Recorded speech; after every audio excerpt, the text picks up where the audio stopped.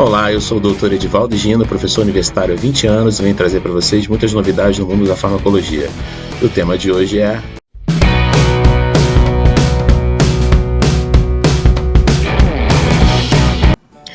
Então hoje nós vamos trabalhar os conceitos básicos em farmacologia.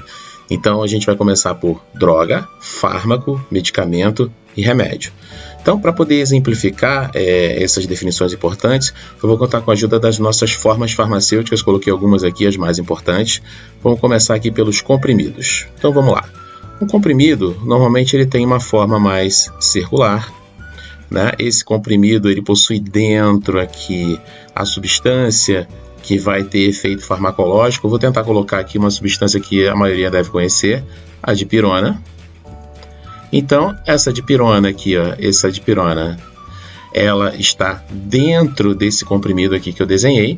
E por fora desse comprimido, a gente tem uma estrutura complexa que a gente chama de excipiente. Esse excipiente aqui, ele tem várias finalidades. Ele pode servir para dar cor ao produto, ele pode servir para dar cheiro ao produto, ele pode servir para controlar o tempo de dissolução. É uma forma de você particularizar o seu produto farmacêutico. Uma coisa importante aqui, nesse meu exemplo, é que a dipirona ela tem ação farmacológica, porque a dipirona ela consegue alterar a sua fisiologia, ela consegue baixar a sua temperatura, ela é antipirética e ela consegue diminuir a sua sensibilidade à dor. Então ela tem ação farmacológica porque ela consegue alterar a sua fisiologia. Já o excipiente não tem essa ação farmacológica, ele é apenas um veículo para levar, ok? Então a gente chega na nossa primeira definição da farmacologia, que é a questão das drogas. Droga é qualquer produto que pode ser usado em um tratamento. Nesse caso aqui, tanto a dipirona quanto o excipiente, eles podem ser usados em tratamentos. Os dois são drogas, porém apenas a dipirona é fármaco ou princípio ativo, porque somente ela possui ação farmacológica. O excipiente não tem ação farmacológica. Esse é o nosso primeiro ponto. Então, tomei emprestado aqui o conceito de comprimido, uma forma farmacêutica sólida que possui um excipiente ao redor e o princípio ativo dentro, ou o fármaco dentro, que possui ação farmacológica que consegue mudar a sua fisiologia. Perfeito? Então, esse foi nosso primeiro exemplo.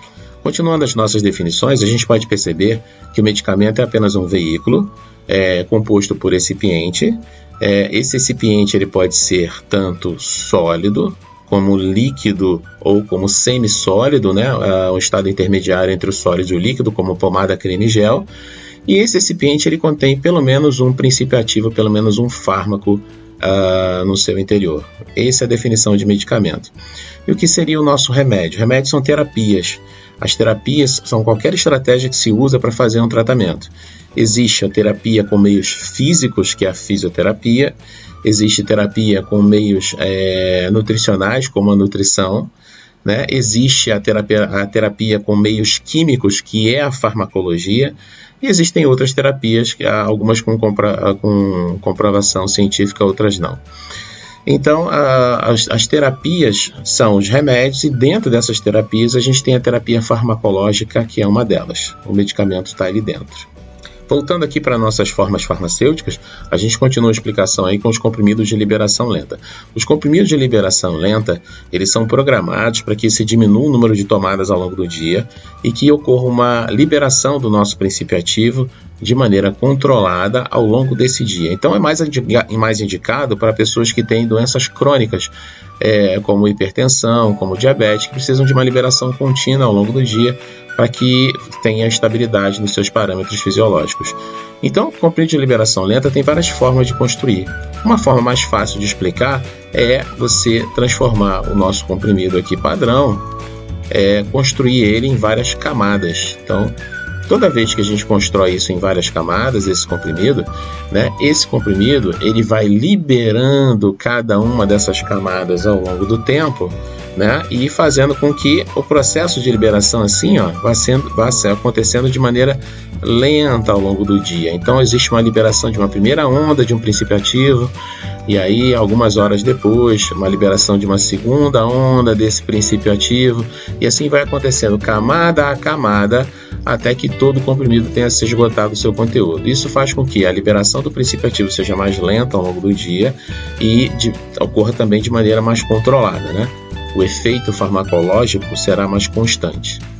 Então, continuando a explicação aqui sobre os comprimidos que são revestidos, esses comprimidos revestidos, eles possuem aqui uma proteção externa para que possam ser protegidos no suco gástrico do estômago. Então, normalmente eles têm revestimento entérico. Esse revestimento aqui entérico somente terá afinidade pelo pH alcalino, pH em torno de 8 do intestino delgado, para que ele possa se dissolver e o comprimido ter acesso ao intestino delgado. Isso é feito para quê? No pH ácido em torno de 2, 3, não haja dissolução desse revestimento, de modo que o princípio ativo aqui ele fique protegido junto com o seu recipiente aqui da ação do suco gástrico que pode degradar esse produto. O revestimento não só pode ser feito em comprimido, mas pode ser feito também em cápsulas. Então vai estar escrito assim, cápsula com revestimento entérico, comprimido com revestimento entérico. Esse é o objetivo. Em relação às dragas, existe um revestimento em torno desse comprimido aqui de sabor adocicado. A palavra draga vem do francês drager, doce, bala, guloseima. Então a ideia é transformar um comprimido numa espécie de bala que tivesse um sabor mais adocicado, mais palatável, mais fácil de ser ingerido pelo paciente. Então esse revestimento aqui de sabor doce. Hoje a gente tem alguns produtos, alguns anticoncepcionais são dessa forma, né, da forma de draga. Então, em relação às cápsulas, elas possuem revestimento gelatinoso e no seu interior nós temos aqui o princípio ativo e o recipiente associados normalmente na forma de pó ou na forma de grânulos. É uma forma farmacêutica mais barata e mais rápida. É mais facilmente desfeita a sua organização para a exposição do princípio ativo. Em relação às formas farmacêuticas semissólidas, vamos começar trabalhando aqui com as pomadas.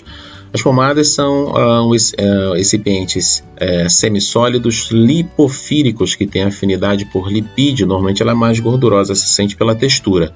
Então, o princípio ativo que tem que ser incorporado aqui dentro dessa nossa massa de pomada aqui, ele tem que ser lipofílico também, por uma questão de afinidade química, porque semelhante dissolve semelhante.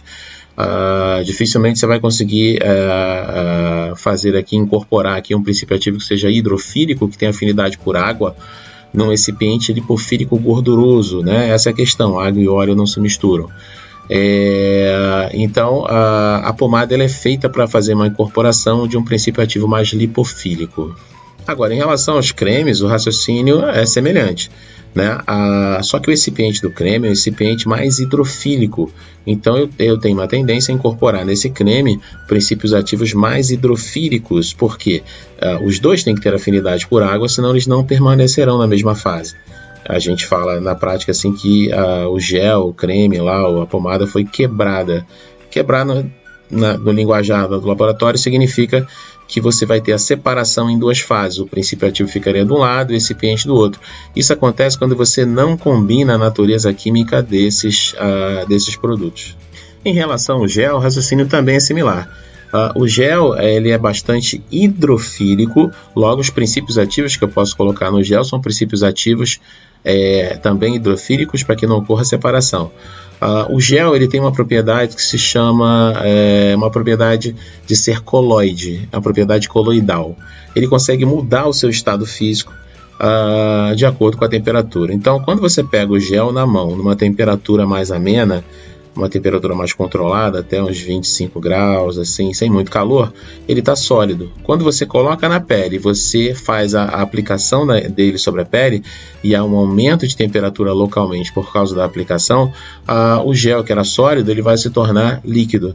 E aí essa é a ideia. A vantagem principal do gel é você colocar o princípio ativo, colocar um gel à base de água e à base de álcool, porque isso irá fazer uma mistura que vai evaporar e a princípio só o princípio ativo mesmo, né, vai ficar sobre a pele. Essa é a ideia, né, não ter restos de recipiente sobre a pele quando você usa um gel. Então, quando nós falamos de solução oral, a gente está falando aqui de um medicamento que tenha um recipiente líquido, que normalmente é água bidestilada ou então água meliquê, uma água de uma qualidade melhor. E dentro dessa água aqui a gente vai ter o nosso princípio ativo dissolvido. Claro que o recipiente não é composto apenas de água, ele vai ter outras substâncias para mudar a cor, sabor, cheiro, a percepção, para que a gente possa tornar o medicamento, né, ele ser mais palatável, mais fácil de ser utilizado pela população. Note que quando a gente fala aqui de solução oral, a gente não tem nenhum precipitado embaixo na solução. E quando a gente está trabalhando com produtos que são suspensões, como por exemplo os antibióticos, a gente percebe que ocorre aqui a presença de um precipitado. Essas suspensões, elas têm um excesso desse princípio ativo. O excesso desse princípio ativo assim, não é capaz de ser solubilizado aqui dentro desse volume, desse líquido. Então o excesso desse princípio ativo ele fica depositado aqui no fundo.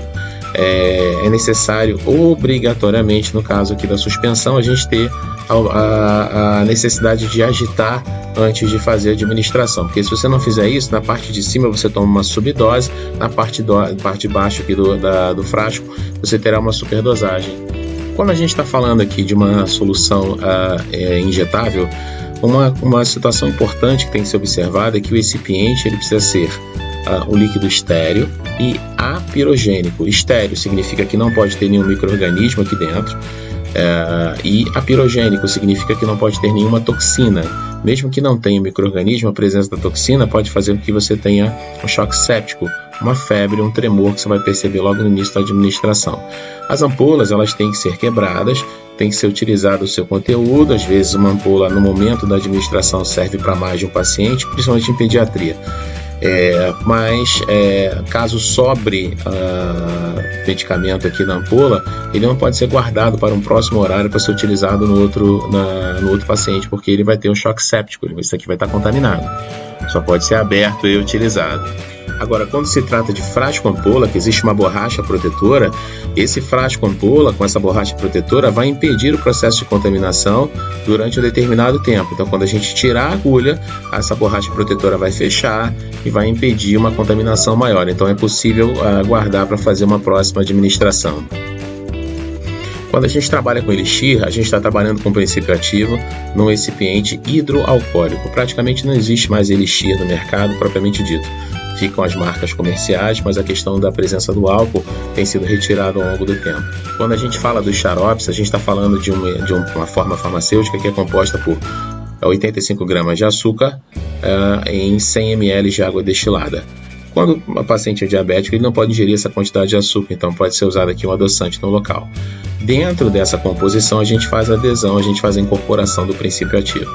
Então, o princípio ativo ele fica envolto numa camada muito densa, e essa é a ideia. A ideia é que, se cair algum micro-organismo aqui dentro, a concentração esteja tão grande do lado de fora que ocorra a saída de água desse micro-organismo, né, de dentro dele para fora, e ele acabe morrendo aqui dentro dessa nossa forma farmacêutica. A gente, quando trabalha então com emplastro, a gente trabalha com polímero de plástico, e ele é recortável, e incorporado nesse polímero de plástico aqui a gente tem um princípio ativo lipofílico. Tem que ser uma molécula que tenha capacidade de se dissolver bem numa bicamada lipídica para que possa penetrar na sua pele. Essa é a questão. Uma molécula hidrofílica não tem muita penetração sobre a pele, vai ser usada para um tratamento mais superficial. Já uma molécula lipofílica tem afinidade por lipídio, terá afinidade pela bicamada lipídica da pele e vai conseguir penetrar no tecido. O emplastro possui uma certa porosidade para que possa permitir a transpiração da pele, o que não acontece quando a gente está tratando do adesivo. O adesivo não é recortável, e ele possui uma dose única. O princípio ativo dele também tem que ser uma molécula lipofílica, porque senão não ocorrerá a penetração na pele. Quando a gente fala em supositório, a gente está falando de um recipiente formado de glicerina, e essa glicerina envolve esse princípio ativo aqui. Então, mais utilizado para pessoas que não podem fazer deglutição, fazer ingestão, crianças que não conseguem ingerir ainda líquido nem comprimido, né? Aqui pode ter, esse princípio ativo aqui pode ser dipirona, pode ser mentol, eucaliptol, sorbitol, transpumin, por exemplo, que é um dos medicamentos que tem que são mais utilizados para criança.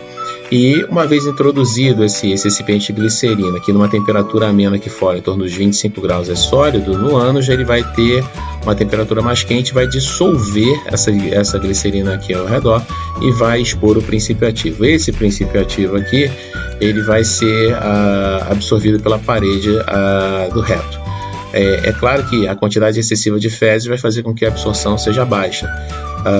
Então, assim, a absorção dessa forma farmacêutica aqui é uma absorção errática. A gente não consegue dizer com precisão uma média da absorção. Depende muito da quantidade de fezes lá que existe lá no ânus no momento. E aí, gostou? Acompanhe o canal no Facebook, no Instagram e no YouTube. Ative as notificações, clica no sininho, se inscreve no canal, deixa um like. Até a próxima.